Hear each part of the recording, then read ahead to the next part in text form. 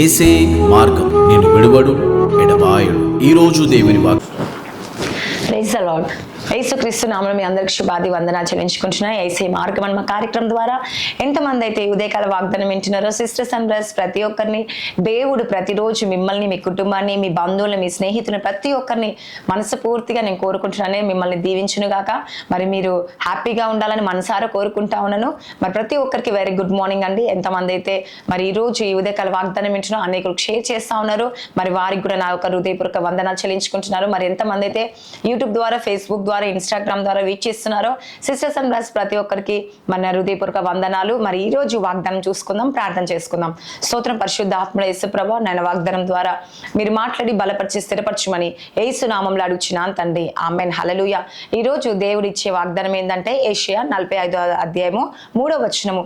పేరు పెట్టి నిన్ను పిలిచి ఇజ్రాయేలు దేవుడను యెహోవాను నేను అని నీవు తెలుసుకొనున్నట్లు అంధకారములో ఉంచబడిన నిధులను, రహస్య స్థలములలో మరుగైన ధనము నీకు ఇచ్చేదను. హల్లెలూయా.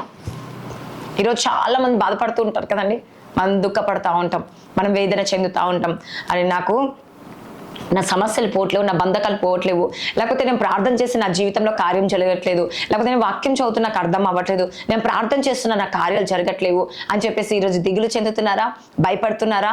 మరి ఎలా చేయాలి, నా కుటుంబాన్ని ఎలా పోషించుకోవాలి, నా కుటుంబము ఎలా ఉంటుందని చెప్పేసి బాధపడుతున్నారేమో, దిగులు చెందుతున్నారేమో. ఎలా నేను పైకి రావాలి, ఈరోజు నా కుటుంబాన్ని ఎలా పోషించుకోవాలి అని ఈరోజు దిగులు చెందుతున్నారు. అయితే దేవుడు ఏమంటున్నారండి, పేరు పెట్టి మిమ్మల్ని పిలిచిందంట అండి ఈరోజు. హల్లెలూయా. ఈ ఉదయకాల సమయంలో ఎంతమంది వాక్యం వింటున్నారండి. ఆ దేవుడు సెలవిస్తా ఉన్నాడు. ఏమని సెలవిస్తా ఉన్నాడంటే, మిమ్మల్ని పేరు పెట్టి పిలుస్తున్నాడంట. పేరు పెట్టి పిలవడమే కాకుండా ఇజ్రాయేలు అనే దేవుడైన యెహోవాను నేనే అని నువ్వు తెలుసుకున్నట్లు, దేవుడే నీకు సహాయం చేసిందని, దేవుడే నీ పట్ల అద్భుతం చేస్తాడని, దేవుడు నీకు సహకారంగా ఉంటాడని, దేవుడు నీ జీవితంలో అనేక మేలులతో నింపుతాడని నువ్వు తెలుసుకున్నట్లు చేస్తాడంట. నిజమే అండి. ఈరోజు మనం అనుకుంటాం కదండి, దేవుడు చేసే కార్యాలు గొప్పవి అంటే కంటికి కనపడు, చెవికి వినపడు, హృదయానికి ఆలోచన కలగచేస్తే, ఆశ్చర్యాన్ని కలగచేస్తే, హృదయంలో అనేక ఆలోచనలతో నిజంగా ఈరోజు నేను ఈరోజు సంతోషంగా ఉన్నానంటే ఒకప్పుడు ఎంతో బాధపడ్డా, ఎన్నో శ్రమలు పడ్డా, ఎన్నో నిందలు పడ్డా, ఎన్నో అవమానాలు పడ్డా, ఈరోజు దేవుడు వారన్నిటినీ భరించాను కాబట్టి దేవుడు నా జీవితంలో కార్యం జరిగించిందని చెప్పేసి ఒక సంతోషాన్ని మీకు కలుగుతుందంట అండి. మీరు దేవుడు నా పట్ల కార్యం చేసిందని తెలుసుకునేటట్టు దేవుడు చేస్తాడంట. హల్లెలూయా. ఇంకేమంటుండు, అంధకారంలో ఉంచబడిన నిధులను చూడండి. ఈరోజు నీ బిజినెస్లో లాభం లేదేమో, నీ కుటుంబంలో లాభం లేదేమో, నీ జీవితంలో లాభం లేదేమో, నీ పరిస్థితులు బాగాలేదేమో. అయితే దేవుడు ఏమంటుండో తెలుసా అండి, అంధకార స్థలంలో ఉంచబడిన నిధులను, రహస్య స్థలంలో మరుగైన ధనము నీకు ఇచ్చేదను. చూడండి, రహస్యమందు ధనము ఉందని ఎవరైనా చెప్పుకుంటారా అండి? రహస్య ప్లేస్లో పెడతారు కదండి, రహస్యముగా దాచిపెట్టుకుంటారు. దాని నా దగ్గర ఇంత లక్షలు ఉన్నాయి, ఇన్ని కోట్లు ఉన్నాయని చెప్పుకుంటారా ఎవరైనా? ఎవ్వరు చెప్పుకోరు కదా. ఒక 10 రూపాయలు ఉన్నా కూడా చెప్పారండి. ఎందుకంటే ఎప్పుడు ఎవరు తీసుకుపోతారో, ఎప్పుడు ఎవరు అప్పు అడుగుతారో, లేకపోతే ఎప్పుడు ఎవరు సహాయం కోరుతారో అని చెప్పేసి ఎవ్వరు చెప్పరండి. కానీ దేవుడు ఏమని సెలవిస్తుంది తెలుసా అండి, అంధకారంలో ఉంచబడిన నిధులనంట, మళ్ళీ ఏమంటుండో, రహస్య స్థలములైన మరుగైన ధనమునంట ఎవరికి ఇస్తాడంట అండి? నీకిచ్చేదను. హల్లెలూయా. ఈ రోజు ఈ వాక్యం ఎవరైతే వింటున్నారో వారికి దేవుడు ఇవ్వబోతుందంట. హల్లెలూయా. ఈరోజు దేవుడు గొప్ప అద్భుతం జరిగించబోతున్నాడండి. ఈరోజు నీ బిజినెస్లో లాభం లేదా? దేవుడు లాభాన్ని ఇవ్వబోతున్నట్ట. ఈరోజు నీ స్టడీస్లో జ్ఞానము లేదు, నా మంచి మార్కులు వస్తలేవు, నేను పాస్ అవ్వట్లేను, లేకపోతే నేను దేనికి పనికి రాను, దేనికి నా వల్ల అవ్వట్లేదు అని బాధపడుతున్నా. అయితే దేవుడు ఒక ఉన్నత పొజిషన్లో ఉంచబోతున్నాండి. హల్లెలూయా. కాబట్టి దేవుడు ఏమంటున్నాడు, ప్రతి విషయంలో, బిజినెస్ విషయంలో కావచ్చు, కుటుంబ విషయంలో కావచ్చు, నీ అప్పు విషయంలో కావచ్చు, లేకపోతే నీ కుటుంబ పరిస్థితులు ఏదైతే లేదని బాధపడుతున్నావో, ఏదైతే నాకు రావట్లేదని బాధపడుతున్నావు, నీ బిజినెస్ చేస్తున్నా లాభం రావట్లేదని బాధపడుతున్నావా, అన్ని విషయంలో దేవుడు నీ జీవితంలో కార్యం జరిగించబోతుండే. ఆమేన్. హల్లెలూయా. నిజంగా నమ్ముతున్నావా, విశ్వసిస్తున్నావా? చూడండి, బైబిల్లో అనేక విషయాలలో ఆమేన్ అని సెలవిస్తే జరుగుతుంది అంట. కాబట్టి మీరు కూడా ఈరోజు మీ జీవితంలో కార్యం జరగాలంటే ఆమేన్ అని నమ్మండి, విశ్వాసం పెట్టండి, అనండి. ఖచ్చితంగా దేవుడు కార్యం జరిగించబోతున్నారు. నిజంగా ఈరోజు నీ జీవితంలో కార్యం జరగాలంటే, నీ జీవితంలో, నీ కుటుంబంలో అద్భుతం జరగాలంటే, నీ ఇంట్లో ధనము రావాలంటే, దేవుడు మార్గాలు తెరవబడాలంటే ఈ వాగ్దానం కింద అవును దేవా ఈ రోజు నేను నమ్ముతున్నా, విశ్వసించి ఆమెన్ పెడుతున్నా అని చెప్పేసి ఆమెన్ పెట్టండి. హల్లెలూయా.